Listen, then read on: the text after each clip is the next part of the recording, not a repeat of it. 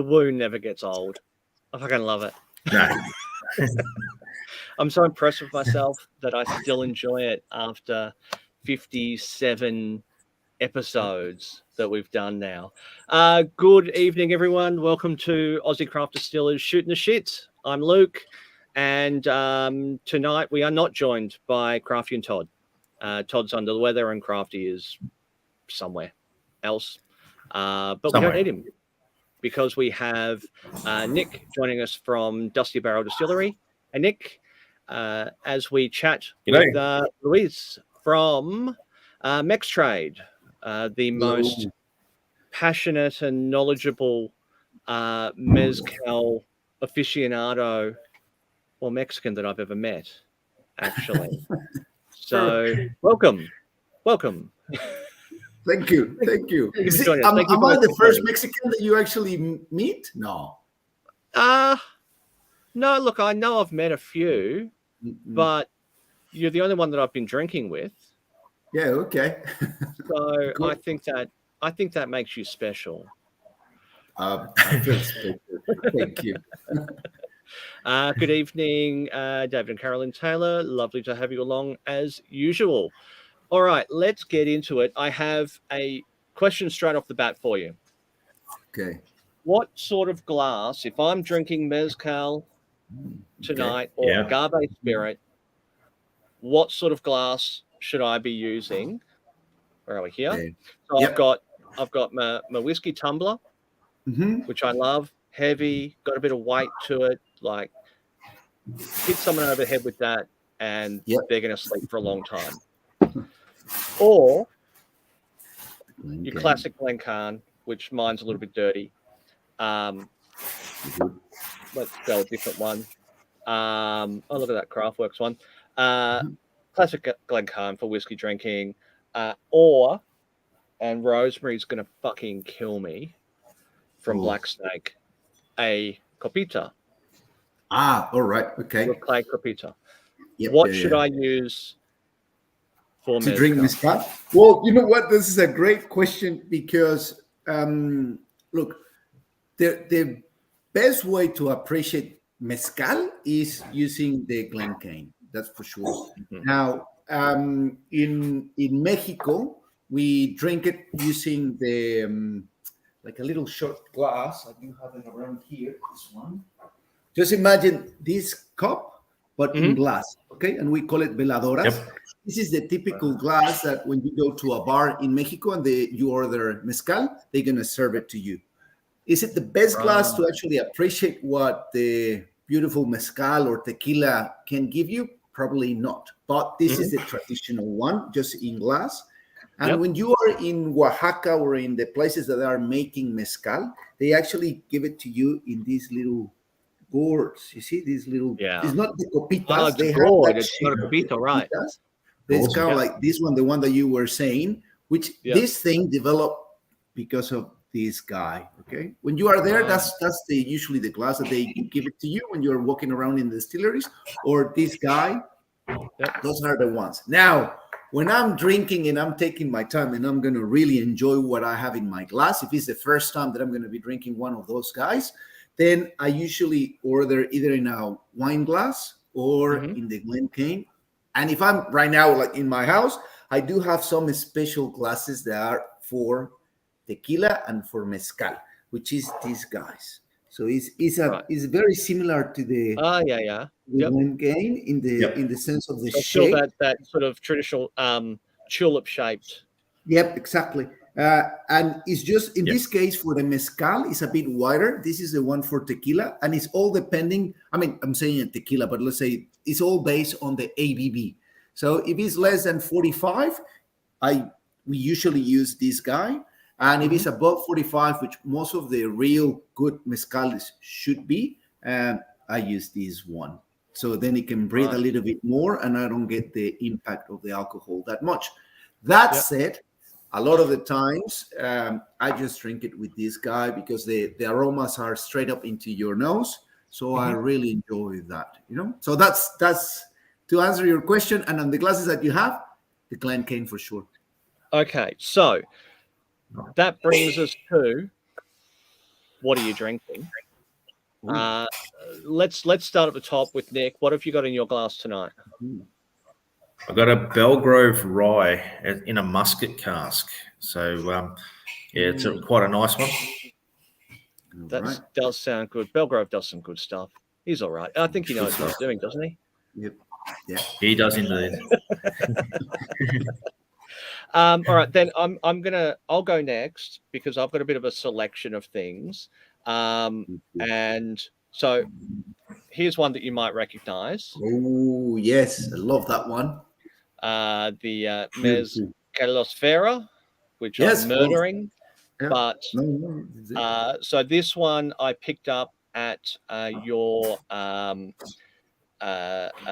masterclass, not a masterclass. No, event. I don't like to call it master classes. No, it's just at your drinking session at the Oak Barrel. And that's fucking lovely. Yeah. But also because we are Aussie craft distillers, shooting the shit, I have a bottle of the Black Snake Añejo. All right, cool. Which again, murdering. And I've just picked up as well, very flamboyantly bottled, the Echuca. I don't know that one. Agave. Okay. Yep. So Echuca down on the Murray, between on the Murray Victorian Murray River. Yep. Yeah. All right. Oh. And then I've also got a wee bottle of their gold agave. Oh. Okay. And then just to round it out, because I mean, fuck, why not? I can. It's my podcast. I've got some, and I believe this is yours as well, isn't it? Yeah, that's great. So I've got some grasshopper salt, which I had a little bit of what does it smell like? A snifter of it before. No, so it's the color of looks like Milo granules. Yep. With some with Milo and salt mixed together is what it looks like. It like doesn't rock smell salt. like Milo. Yeah, rock salt. Yeah, it Yeah, doesn't smell salt, like Milo. It's very earthy, smoky and earthy, and because it's mine and nobody else is going to drink it, I can double dip. Yeah. So there you go. Look. What it tastes like. I really enjoy it. I really like it. It's So it's not just for the tourists. That's yummy. Oh, that is yum. I can see that working brilliantly. Yes, certainly with the real stuff. Yes. But holy shit, that's awesome. Yeah. It is nice. It's a nice salt. Salty dirt, Todd says. And delicious at the same time. Yeah. All right. So what is in your glass, my friend? Well, I've been deciding what I'm going to be drinking. I obviously have a lot of things. I have tequila on this side, and then I have mezcal on this other one. But I think I'm going to start with a little bit of tequila, and then I'll move into mezcal. So with that, I'm going to probably grab. I'll grab this guy. It's called Pasote. It's a Blanco tequila. Blanco. From where? So we're going into it.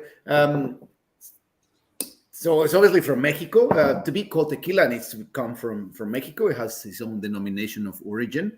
This is way back in 1974. That's when they got it. And inside the regions of tequila, the main producer is one state called Jalisco. And in there is divided in two sections.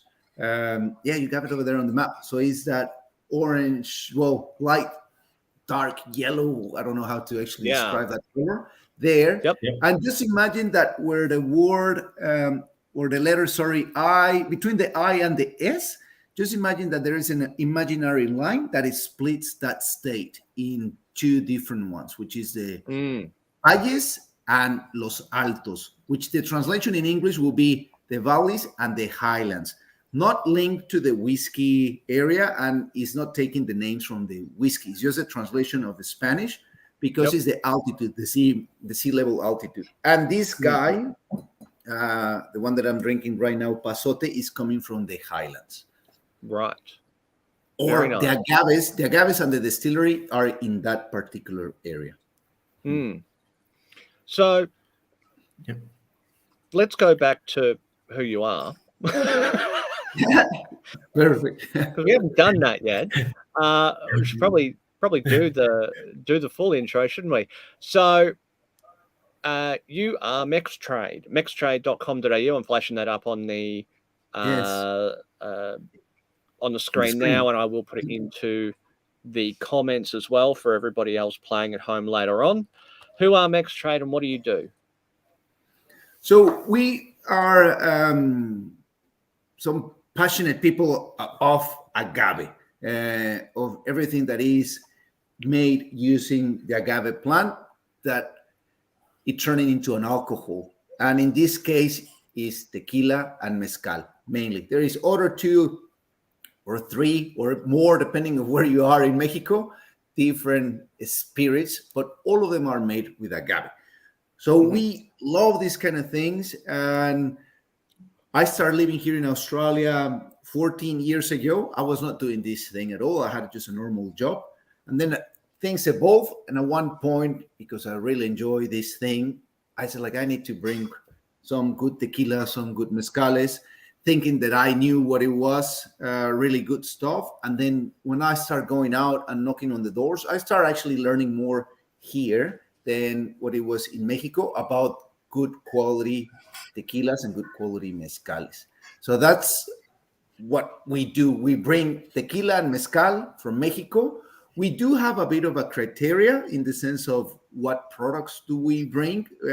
Most of them, they have to be traditional families, for sure. They have to be making their own tequilas or their own mezcales for many years. It's not these brands that came out of, not I will not say nowhere, but that they came out just because it's on fashion, just because it's cool to have a brand of tequila or mezcal, and now they say, oh, I'm going to actually get involved.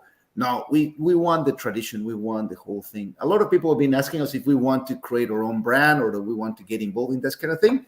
No, we don't. We love what we do, but we are just presenting what the other people in Mexico are doing. And that's really what we do.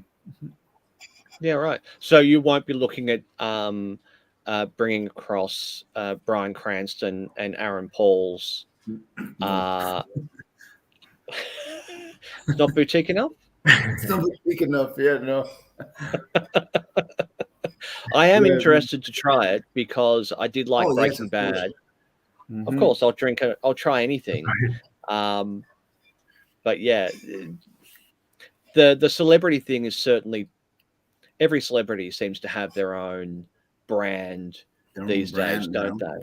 And yeah, it's kind of sad for me that they do it in the way that they are doing it, because they have a lot of money. It's not like they need more money. Okay.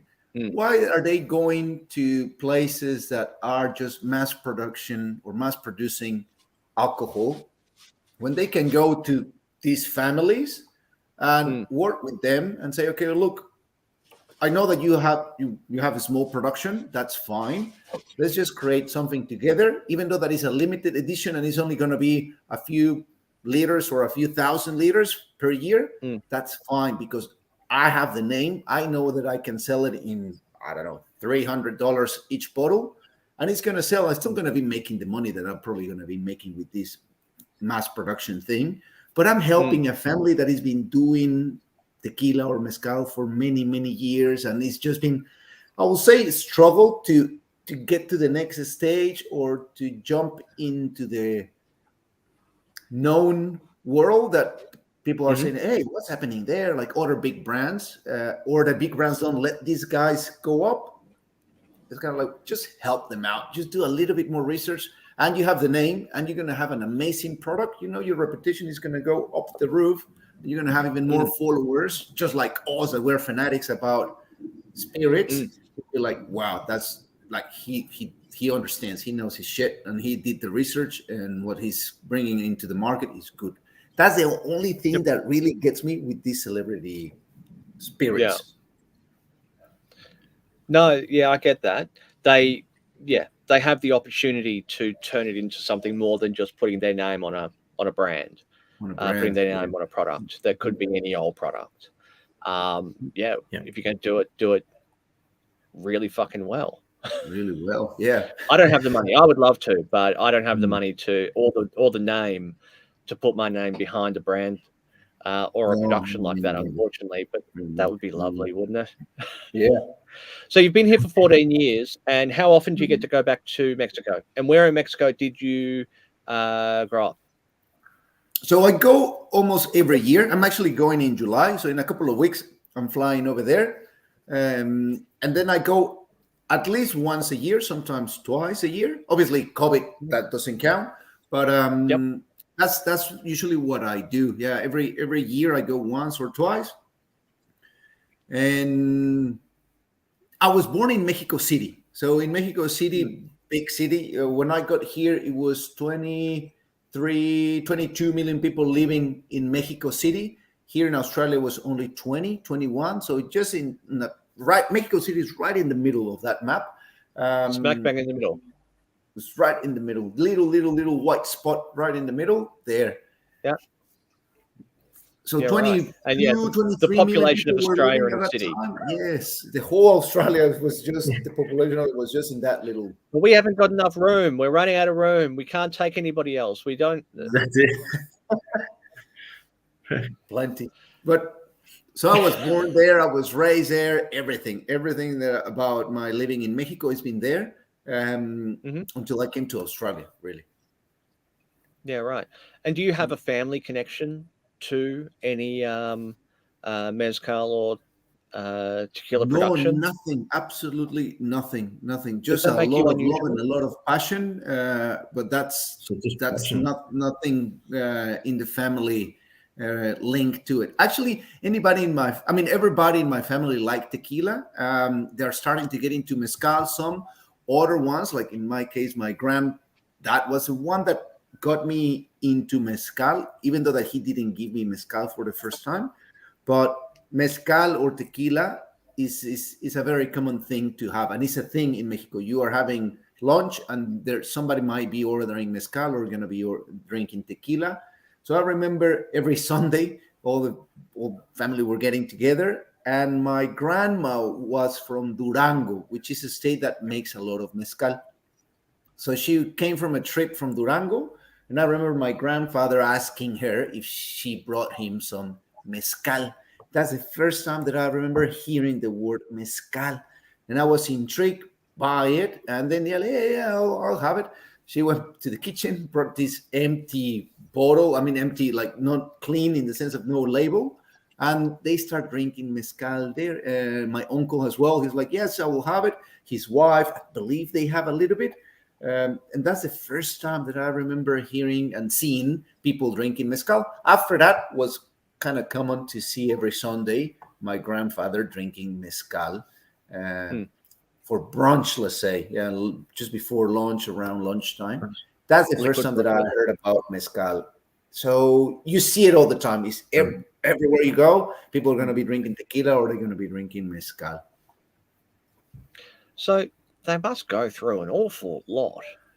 So from my understanding, for agave to mature to the point that it can be harvested and then made into tequila, it can take 20 years for a plant to mature. How much fucking agave do you have over there? Well, it's big. It's a lot. I can't remember right now the precise number, but it is. It's in the millions of agaves that are destined to make tequila. The ones that are destined to make mezcal, that changes because we'll get into it, but mezcal as well has to be made with agave. But difference than tequila is that with tequila, you can only use one particular type of agave, and that's it. With mezcal, you can use almost any kind of agave. and you're going to get something out of it, and then you're going to turn it into mezcal. So you can use almost any type of agave. With that said, in that rainbow of agaves, there are some, like you were saying, that it takes forever. It takes 20, 30 years before you can actually harvest it and get some juice to turn it into tequila or mezcal in this case. And the quantities of them, because back in the day it was a drink, but it was not that popular as it is now, and it's becoming even more and more and more. So there was all the agaves were wild except for tequila, because that industry has been for more than 100 years now. With mezcal, it was always families. It was in the little town, so there was one family that it was the one making mezcal for that town. They never saw it as a big commercial product. It was just, I'm going to make mezcal for the town. So they were grabbing agaves that they were just wild agaves found in the mountains, in the valleys, in the fields, wherever, and they were using them. And some of the agaves, they were actually used as fences. So they were putting it to mark their land. That's where they were using the agaves. They were not using it to make mezcal. That's back in the day. Now, all those fences, well, they don't exist anymore because they harvest all those agaves to turn it into mezcal. So there is a few agaves, few mezcales that now are collectors, because you're never going to see them again, or it might take a long time to actually find them. And the good thing with some particular brands is that they are doing some research and they're investing money into cultivating the agave. So they are now starting to plant the majority of the ones that we know. There is still a few, like Jabalí, that I'm aware of, and another one called Coyote. I haven't heard and I haven't found anybody that is actually planting those agaves. Of the other ones, even one called Tepestate, that as well is been, at least it's in the trials. Hopefully it will happen because it's a delicious one. And the one that you're drinking, the one of Mezcalosfera, the one that you just showed me, that as well is one of those rare ones that right now they're starting to cultivate and see if they can actually generate more and more and more and have a farm agave. Yeah, right. Now, that actually partially answered that as well. Todd, hi, Todd, put up a question saying, how is Mexico dealing with sustainability in the manufacture of tequila and mezcal?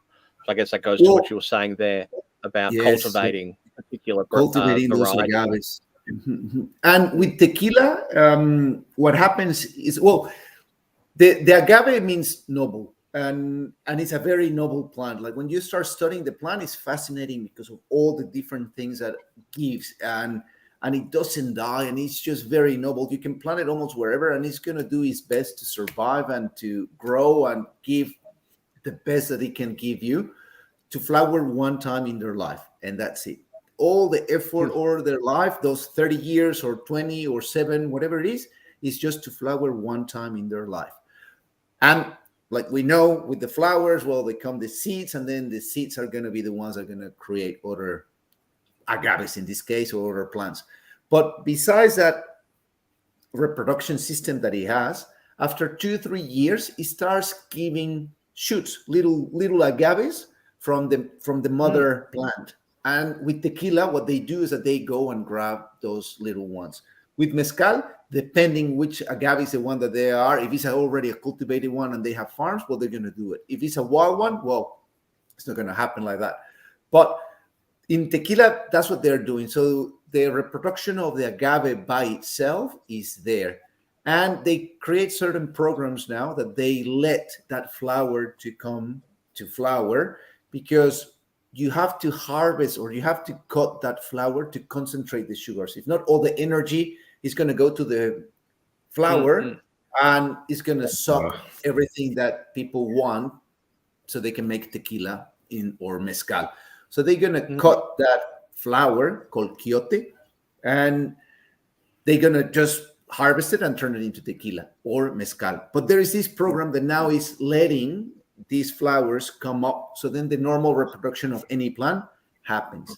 But besides the seeds, after the seeds, that same big stock that comes out is going to give little agaves as well. So it has 3 methods of reproduction: the one with the shoots, the one with the flower, the normal pollination, and after the whole thing, then it gives little agaves that then they're going to fall all around, and they're going to start the process again of coming up. Wow. So those are the ones that are happening, plus the programs that is just cultivating agaves, making sure that it's just constant planting, and the life cycle keeps going.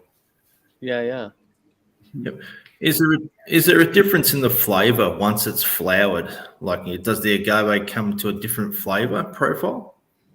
Look, I haven't tried anything that has already gave the full flower. I have tried mezcales that have shoot the quiote, and it hasn't reached the flower momentum, and they just cut it. So the short version is yes, it does changes. Even when they shoot that thing, the flavor it changes. And there is this particular mezcales which Mezcalosfera used to have one, and there is another one called Neta, which they have these special batches that they call it capones. And capon means that is when it's right in the precise moment of maturity to go and collect it, because it has the most amount of sugar. So it's kind of like when you cut the fruit, that you know that is the precise moment to cut it. So they have these special versions, these special batches that come with and it's called capon. That is like a espadín, capon, or whatever it is. The more common one for a mezcal is the agaves use espadín, and they have the capon. And it's very, very different than the other ones. I have to say, it's definitely different. You can tell. Expanding on that question, what about, is there a difference in the end product for a mezcal or a tequila that's made from a plant that came off as shoots, or a plant that came off as a smaller agave off the stalk of the flower, or a tequila or mezcal that came from a plant that grew from a seed from the flower? Are there differences? Is Look, that a I haven't tried them, but why not? I would like to say that yes. What I have tried is while by saying while is that I don't know how it got reproduced. I don't know if it was by pollination or it was those little shoots that came out of the flower, versus one that is coming from the farm, and it does taste different. It definitely does taste different. The difference now of how it actually came, I don't know. But those ones, yes, it does taste different. That would be a really interesting extension to the terroir experiment, wouldn't it? Totally. Obviously, there's a lot. Like terroir is a big talking point in whiskey, of course. Yeah. And there's more and more producers that are trying to practice and promote terroir and find their specific terroir flower for their or flavor for their area. That's been done obviously for eons in mezcal and tequila. You probably invented it. No, we didn't. But that's one thing. Is with mezcal, in somehow is always been there, but not brought up to the light as it is now. With tequila, there is this amazing tequila called Tequila Ocho, and that's what they did. They just specialized in proving that agave had terroir inside the tequila denomination of origin. So they were just making one particular batch using agaves of just one field. And then the next batch will be coming from another one, and it specifies everything on the label. So that tequila is now a collector's item, really, for fanatics. They're always going to be grabbing that stuff. Yeah, so you can see, you probably can't read it on this bottle, but every little piece of information is right there if you can read it. Yep. Yeah. if you get I it. can't read it. I just know that it tastes good. Good. Yep. And with mezcal, it's always been there without being promoting like it is now. Yeah. When I start drinking these whole things, and then going to restaurants and bars to to present them, to show them what is these spirits about, I always been saying that mezcal is the wine of the spirits, because you have different agaves, just like you have different grapes. Each agave is going to taste different, and if it grow in one particular region, it's going to taste totally different than if it grow in a different region. So me saying, or when I found people that they say that they don't like mezcal, it's like saying that you don't like wine. You're like, okay, you might not like Pinot Noir from this particular region, but that doesn't mean that you don't like Pinot Noir or that you don't like wine. You just need to keep trying until you find the one that you like. Unless that you don't like smoke flavors, then that's it. Hands down. Okay, pass it on. Join to the tequila world, and you'll be happy. Now, interesting comment has come through from Top Shelf Tequila, Australia. I was recently in Mexico. I think I remember them talking about the rhizomes being genetic clones of the mother versus the seed being its own plant. Yes. So I guess, yeah, the seed, the flower and the seed has been pollinated. So mixed genetic material between plants, and then the little ones that come off the stalk or from the shoots, would be clones. Clones, exactly the same. Yep, that's true. That's exactly what is happening. Yep. There is this big fear in the tequila industry. That is what happens if a disease comes in, because they're all genetically the same. There is not differences in between those agave plants for tequila called Blue Weber, and they say like, what will happen, because it's just going to go really hard and kill the whole plantation of agaves that exists over there. That is something that could happen. That is definitely something that is there. Obviously, all the agronomical engineers and everything, they are on it, and they try to find different ways to prevent that type of situation. But it is a reality if they keep it in that way. That's why this program that is letting in the tequila flower and reproduce by itself is just to keep the strength in the chain of the agave plant for tequila. I would imagine that genetic replication is never perfect. There's always going to be a variant, and there's always going to be an error in the code that could have potentially catastrophic effects for the future generations of that plant. Oh, it's interesting. Very cool. So, sorry, you were about to say something, Nick? Yeah, no, I was talking about you're talking about the different terroir. I was having was it the Racilia? So that's got the two types of agave. And I'm finding that, being sweet and floral, and you got your earth notes. So we were talking about terroir before. Do you find that with the different regions, like somewhere dry, that type of thing, or is it? Totally. Even for me, the raicilla, that's talking about raicilla. So raicilla is, let's say that is a mezcal, because this is using agave. It just has its own denomination of origin inside the state of Jalisco, and it's close to the coast, or it's right on the coast, in the border with another state called Nayarit up north. That one, you're totally right on the money. It's sweet. I found it as well funky, but I found some saltiness in it, in almost in all of them. And I attribute it because it's close to the ocean, because it's right on the coast, it's right there. When you go into Durango, you don't find that type of saltiness, that type of things. You start finding a little bit more dry mezcales. And that is because that state is a massive desert. So you get that implications. Oaxaca is so diverse, is so crazy that it's hard to pinpoint it in this manner. But the example of Durango is very, very clear to say, yes, it does have an impact drastically in the flavors. If it's going to be dry or not that dry. It's still the funkiness and the sweetness that every sugar is going to give you, obviously.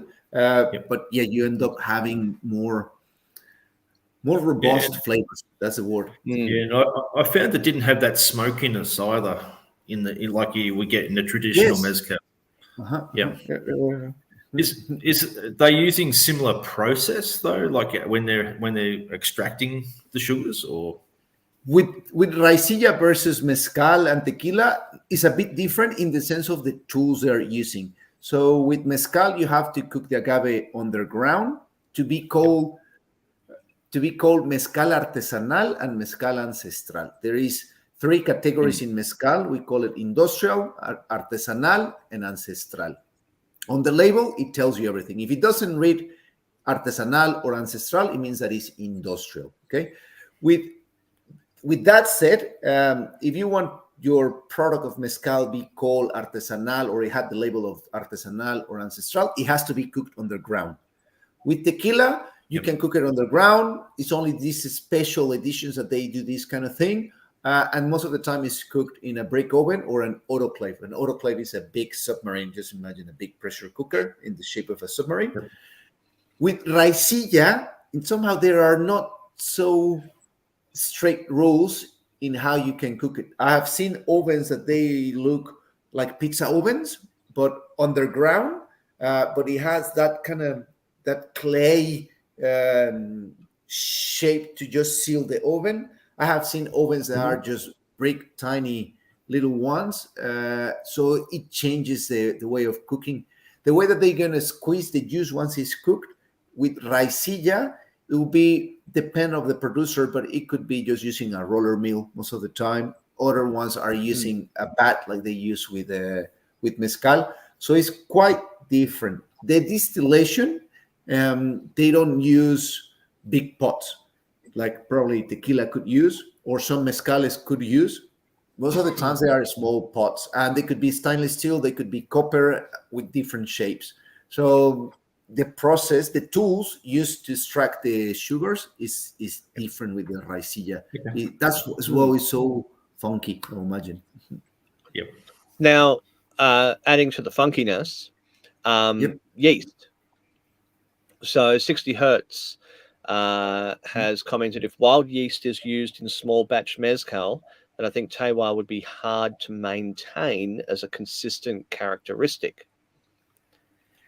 Well, let's just split that kind of thing, because yes, it's wild yeast for mezcal, but the yeast is coming from that place. And that's terroir. You know, terroir, so that's there. And the consistency of the flavor, it's never going to be with true mezcales. It's always going to change. It's always going to have a variances in it that you'll be able to appreciate if you grab one bottle of one batch and then the same label of a couple of years later, you're going to be able to taste quite easier than other spirits for sure. And that's just the wild yeast that has been going around. Do they always use wild yeast, or are there specific yeast strains that are generally used in commercial For production? mezcal, it has to be wild yeast if you want to call it artesanal or ancestral. So really what I'm saying is that if you're going to be drinking mezcal, make sure that your bottle reads artesanal and ancestral. And then you are into the real McCoy. The real stuff. And if it has a hat on the top, a little red hat, probably is not artisanal. No. Probably is not convenient. I mean, the hat is good for. How you guys got into tequila and mezcal, by the way? Because I'm finding people here in Australia that some of them, they don't like it at all, and that's because they got caught in that momentum when they were young and they got drunk with it, and they haven't realized that they grown and also tequila grown. So how you guys got into it? I'll let you start there, Nick. Yeah, no, it was a bad experience on tequila to start off with. But then I got introduced when I was overseas to some mezcal, and it was really smoky and it gave me other dimensions of the product. And then I started to get really into it, and that's when the Raicilla came about. Got we were testing and playing, and I got a really an appreciation for it. The different varieties, and that you can use 2 different varieties of agave and get a certain profile. So started to learn about it and got into it that way. Okay. So it was Raicilla, the one that got you into it. Yeah. Yep. I think because of that sweetness and that saltiness, as you were talking, the floral. There was just something about it that gave me layers, and enjoyed it. Yeah, all right. You're probably the first one that I know that it was Raicilla that converted you into an agave drinker. How about you, Luke? Well, for me, it was, and Todd's just commented as well. For me, it was these guys. All right. Okay, good. Okay. Yeah. So, I think I first met Rosemary and Stephen at the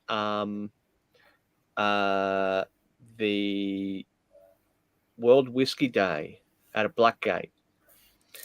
Which is sort of 5 hours from them and 5 hours from us. Long fucking way away from Sydney, I tell you what. Yes. And Rosemary brought some of her, I think it was the Reposado. All right. Was the first one that I tried, which I have. Shit, I should have prepared this earlier. There it is. No, fuck, that's not the right one. Oh no, that's my Reposado. Okay. You drank it. I've got another one. Oh, I've got another one. There it is. Crisis over. So there's their Reposado, and that was the first one I tried.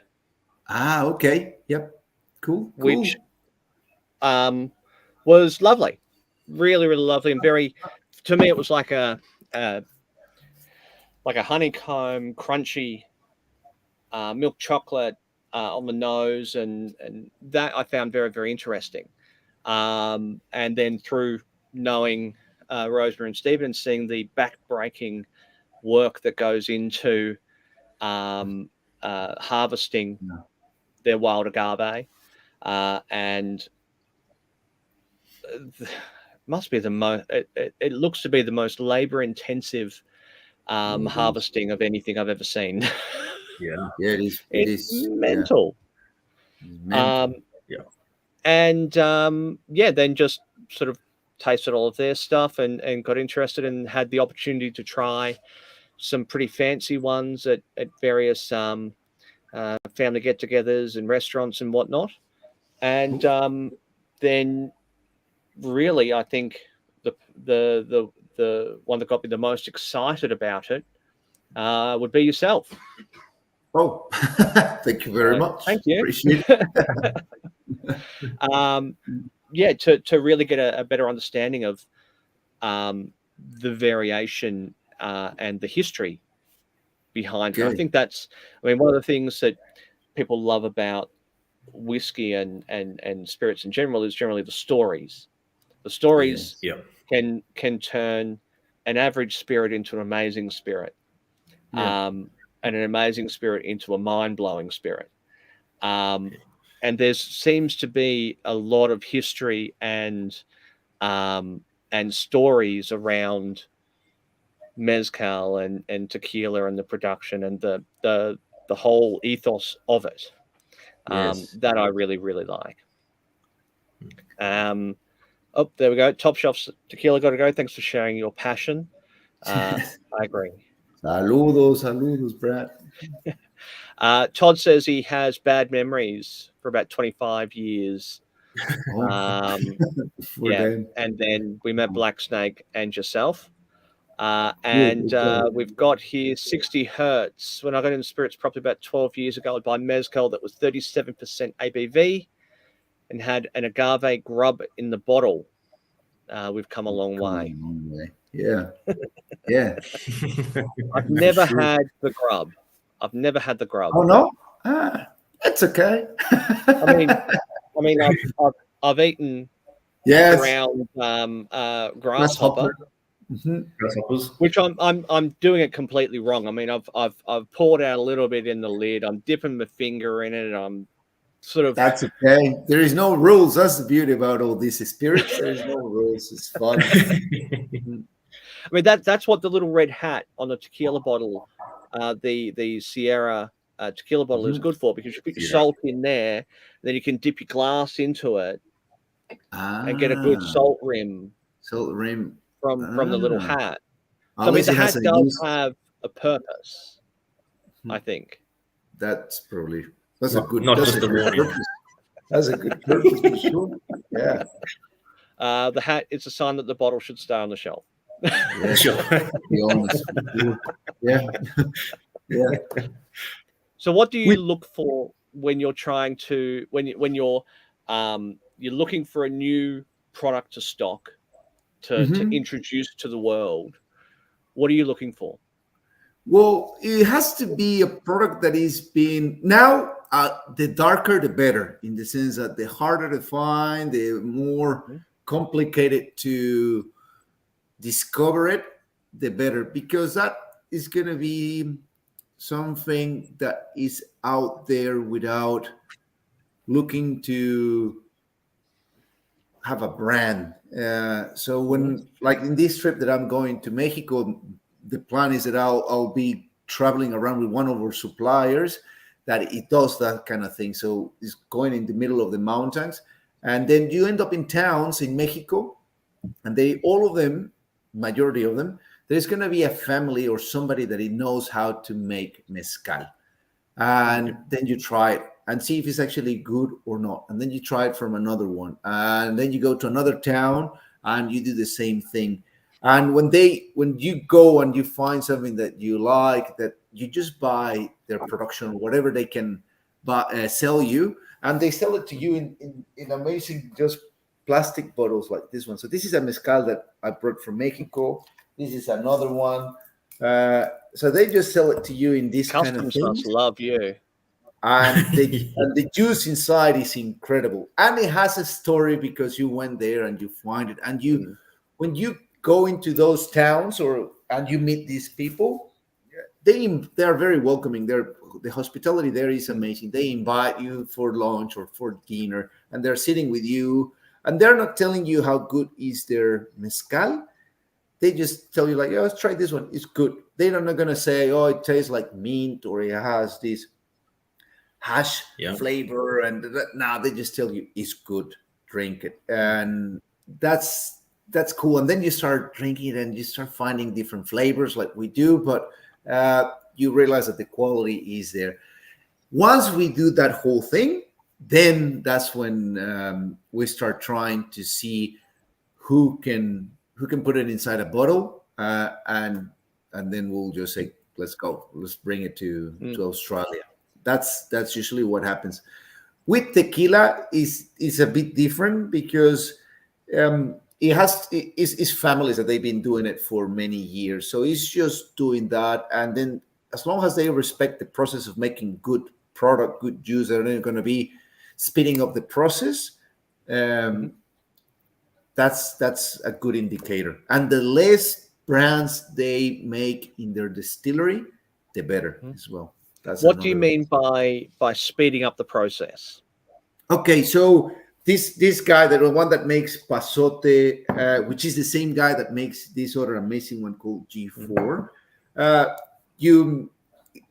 his nickname is the mad scientist of tequila. So he already has a firm, solid nickname, right?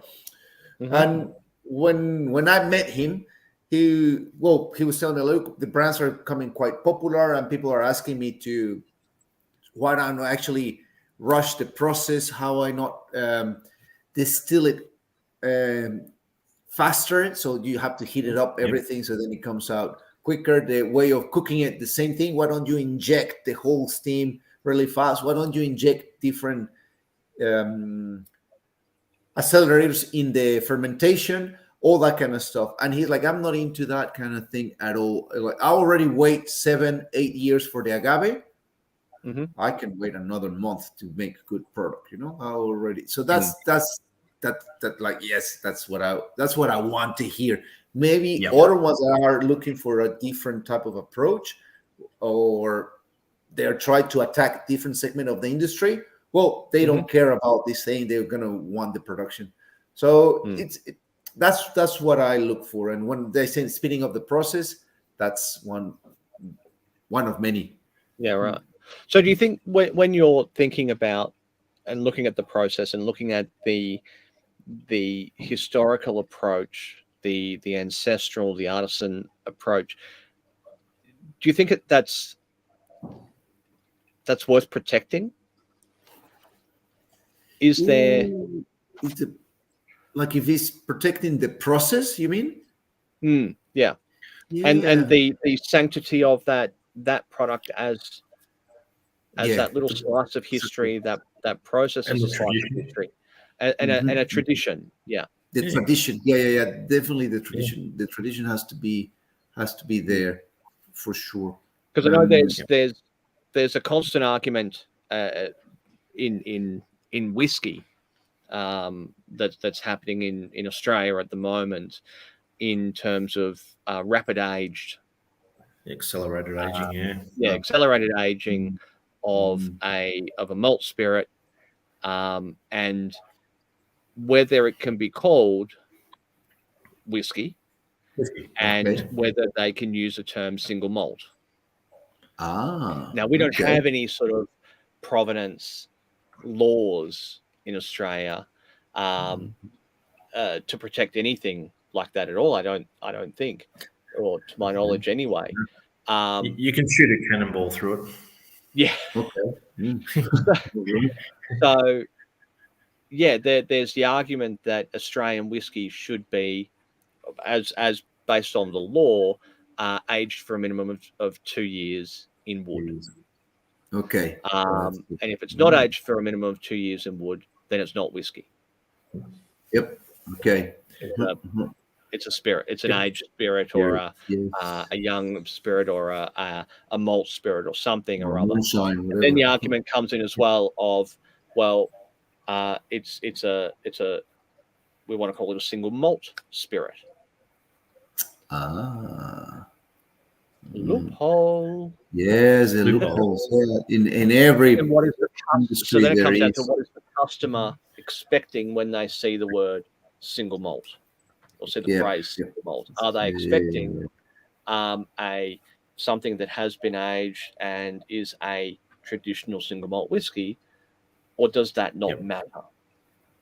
Have there been those sort of arguments that you're aware of in Mexico around the use of the words mezcal and tequila and whatnot? Yeah. It's a constant fight with this whole thing. Not even talking about the word mezcal, that even tequila is mezcal, because everything that is using an agave to make a spirit is mezcal in the Mexican traditional culture. Then laws came into place and they appropriate themselves certain words and say, okay, you're not able to use this word anymore for your spirit, even though that you tick all the boxes, but because you're not registered in the council, you're not going to be able to call it mezcal or tequila, depending, right? But inside that whole thing, and with the processes getting into it, with mezcal right now is a bit set in the sense that, okay, you have the industrial, you have the artisanal and the ancestral, and they have to specify almost everything on the label, which I found that is incredible. With tequila and with the industrial mezcal, there is a big it's not a big fight, but there is out there, because there is this massive machine called diffuser. Don't know if you have heard of a diffuser. So diffuser, just imagine basketball court size, but is a big square. So it's 5-6 meters long by 2-3 meters wide, and then you put in one side or in one end you put agave. It goes into that machine, and after a certain time it comes out just the juice, but you never cook the agave. Okay, you never went through the normal steps that you have to use to make tequila. So you go through that process, you came out with the juice, raw juice, that just imagine what you have to do to extract something out of a raw vegetable, really. So you have to inject certain things into it. Once you come up with that juice, then you're going to boil it, and then you're going to ferment it using all this. Now is very speed process. Ferment it, and then you go into a column still. So the whole process from the moment that you put one agave until you come up with a bottle is, I think, is 8 hours or something like that, and you have tequila.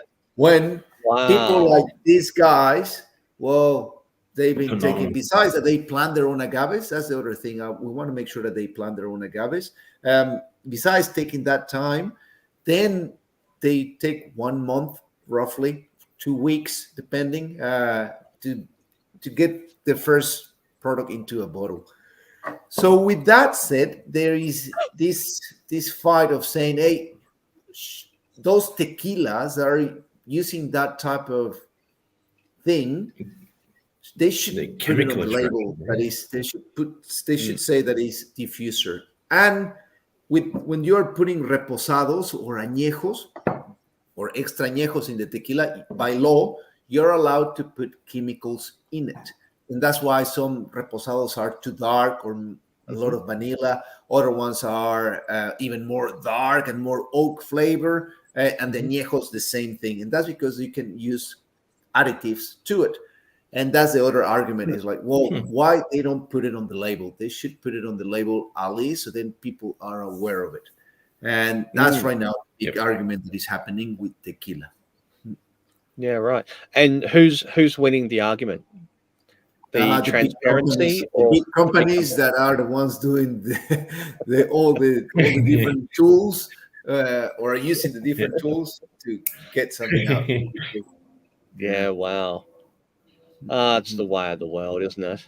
Yes. So when it comes to when it comes to those aged mezcals and tequilas, I mean, what are they aging them in? Just a traditional oak barrel, or what are we? Yeah, the majority of them is the traditional one. I'm saying traditional, or not because that's the right way or the way that it should be done. It's just the barrel that they've been using the most since they started is the American oak barrel. And in the last, I'll say 20 years, they now starting to bring different ones, the French oak, a limousine, and then now they're starting to expand even more, like Hungarian ones.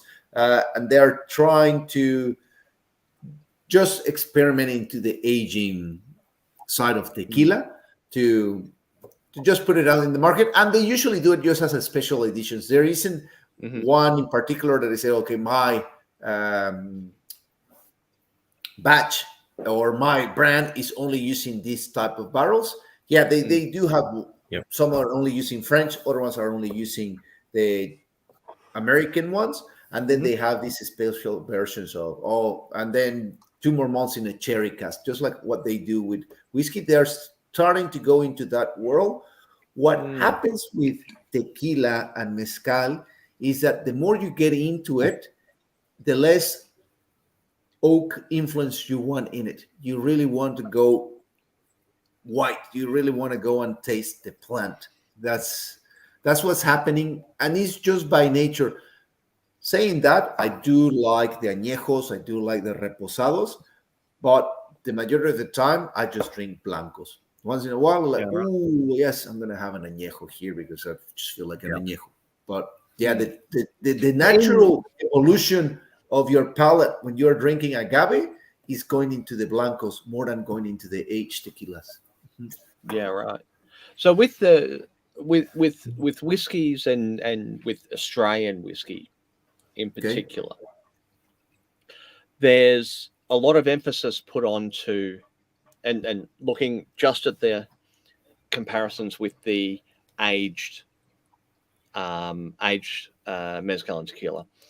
So with Australia, there's a lot of barrel experimentations where you've got your malt base. We know and appreciate what that is, and then they've aged that in a Pedro Jimenez barrel. or American, an ex-bourbon American oak, or a French oak or whatever. But there's a lot more emphasis put on what type of barrel or what was in that barrel before that is then passing on flavors, such as a tawny, a port, and a para, a bourbon, a Chardonnay, sherry, all these different variations of obviously what's been in the barrel first. Is there that experimentation with the barrel aging in Mezcal as well?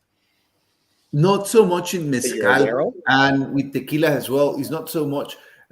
What it is, and the geeks that we are into all these type of things, what we are looking is the variances in the processes. So if this tequila the agave was cooked underground, well, that's not very common in tequila. So let's try that one. That's the one that we want to find out. Oh, that one got 50% was fermented in just timber vats, and the other 50% was fermented in cement. And then they created, let's try that one. Or that's what we are looking into, and those are the special editions that come out. This tequila is only using this particular type of agave that is growing this particular part, and the sugar content is 37 bricks. Wow. Okay, well, that's the one that we're going to try, and that's the special edition that comes out. There is the odd ones that are using these barrels, and they tell you, okay, well, it was 6 months in this barrel, and then these other months in this other one. But they are not that big. They're not that massive out there. But the process is the one that is happening. And with Mezcal, it's the same thing. Okay, you got aged in animal hide, because sometimes they use that as their fermentation vat. It got the agave was smashed by hand. Oh, wow, that has to be something different. That's what's happening with the agave world. To me, it feels like a very pure approach. And a very pure measure of quality and provenance and rarity. It's fascinating. Absolutely. There's so much to go on. Interesting. So much to go on. So what is your favorite then? It all changes, but let's say, okay, it's going to be blancos for sure. I'm going to force you. A blanco. Which blanco? Which one? You've got to choose one. You're going to die tomorrow. You're going to die after you drink this blanco. The last blanco you can ever have. What's it going to be? Oh, it's a one that it doesn't exist anymore, but I do have some bottles kept. So it does exist. And that's called it's called Criollo. And that's the one that is using these special agaves that they were just certain amount of sugar. And unfortunately, it's not made anymore. But that's the last bottle that I think I would like to have before I die, or the night before I pass out. That would be drinking that for sure. Yep. That sounds like a good deathbed bottle. Yeah. Yes. And sure. what are you expecting to taste from that? Oh, it's going to be a lot of sugar, but natural sugar. Agave is going to have a nice heat, but not overwhelming. So it is, it burns you, but it's that nice burn that you feel like, oh, okay, it's not overwhelming, it's not overpowering. It's a good burn with that nice sugar flavor and minty and a little bit of anise. That's how it's going with the agave in it. That's the one. That's the one for that one. Yeah. And for mezcal, I think the last one will have to be pretty close to the one that you have right now over there. Look, that's pretty damn good. That would be right on the list. Another one that is using a coyote agave, that could be another one, and tepestate. Any of those three, I'm happy to grab it. And more if it's ancestral method. I love ancestral method because you still taste the difference between the process of ancestral and artisanal. in mezcal is mainly the distillation process, and the ancestral is using clay. And I really like the clay flavors. Cooking with clay, I love it. Drinking water when it's been kept in clay jars, I really enjoy it. So that's why I like ancestrales mezcales. So that will be definitely an ancestral mezcal, the last one that I will be drinking. So I'm just very quickly digging up, and I kicked myself that I didn't do it before. I'm going to bring up a photo of a clay pot still that I think is just amazing. Here we go. Some comments in the meantime. Lucky bananas. Yeah, it is. I don't think I even want to try and pronounce that because I'm going to murder it. Can you pronounce that for me? Soledad Matatlan, nuestra Soledad Matatlan. Uh-huh.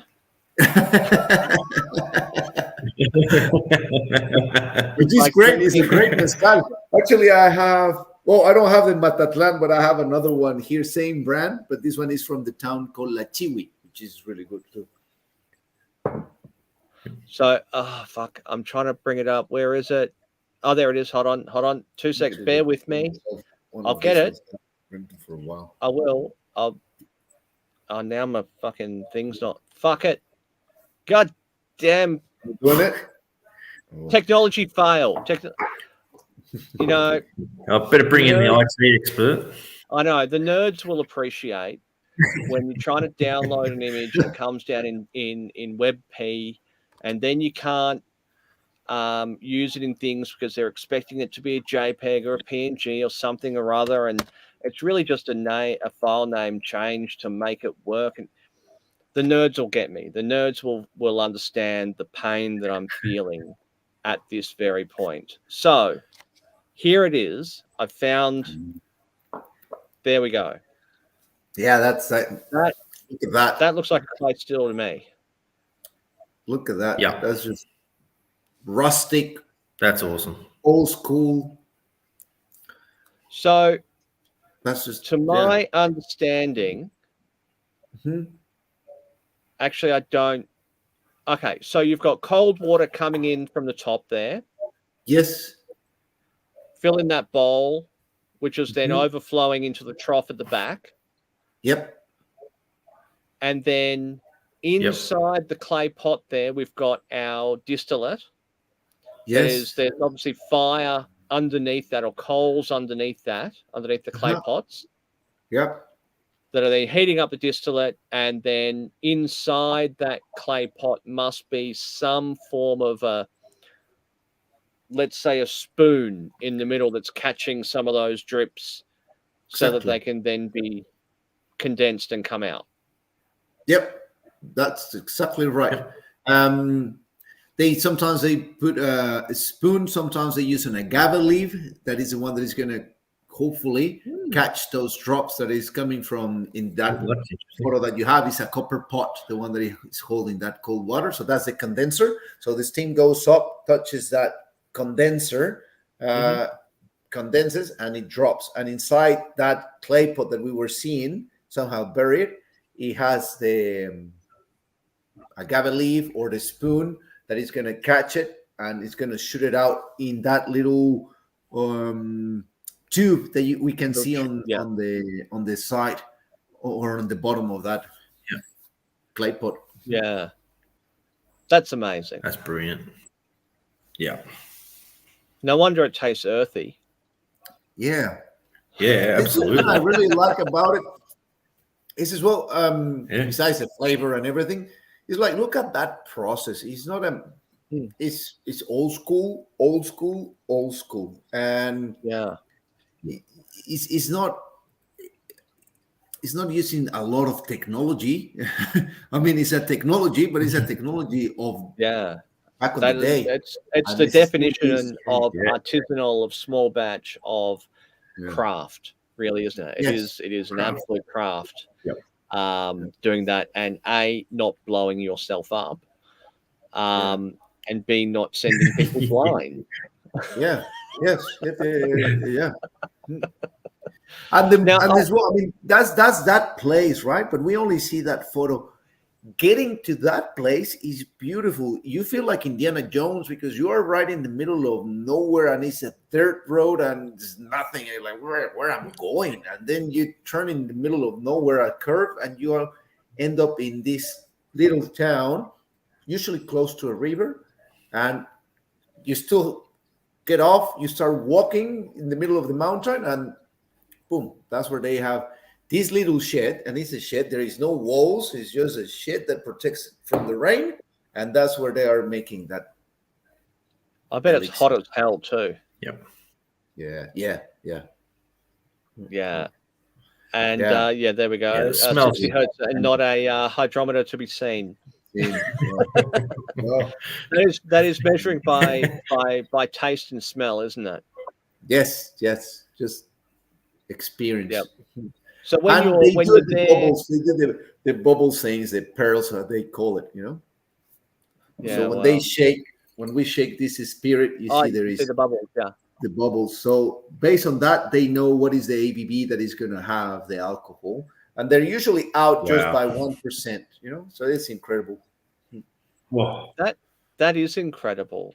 Now, unfortunately, that wouldn't pass Australian law, I don't think. Could you imagine Probably not. Nick just shaking your bottle and going, Yeah, that's about right. Yep. Yeah. That's 55% right there. Yeah. Actually, no, I'll say it's 55.2. Absolutely. Yeah. Just two. Yeah, thank you, it's incredible. Huh? It's fascinating what they do. That's why we call them maestros. Is the maestros? They're the maestros. Yeah. That is amazing. Look, brilliant. Thank you again for coming on and talking to us about all that is mezcal and tequila. It's fascinating topic for me, at least. And I just absolutely love your passion. We had a couple of comments coming through as well. Top Shelf Tequila, thanks for sharing your passion. Great. It is it's infectious, and it makes me want to drink a whole bottle of good mezcal. But then I'm going to have to buy more, and it's going to send me broke. But you're going to be a happy broke. Yeah. A happy broke. 100%. Do you, before we wrap it up, because we've it's getting late. What have you got to plug? So you're heading away for a couple of weeks. In a couple of weeks, how long will you be away for? And then what are you hoping to bring back? So I'm going for a whole month to Mexico, and that's just visiting our current suppliers, saying hello, and then they are the ones that take you to these weird spots. And you try amazing things. Sometimes there is only a little batch. And I'm hoping that I'll be able to get a little bit more of this one. So then in these special events or something like that, check this one out. We're going to drink it together. Now, where in Australia are you based? I'm based in Queensland, in Sunshine Coast. Fucking wrong state. God damn it. But I fly from Sydney all the time. So yeah. Next time you're in Sydney, hit me up and make sure you bring a little plastic bottle, a little drink bottle like that, please. Yeah.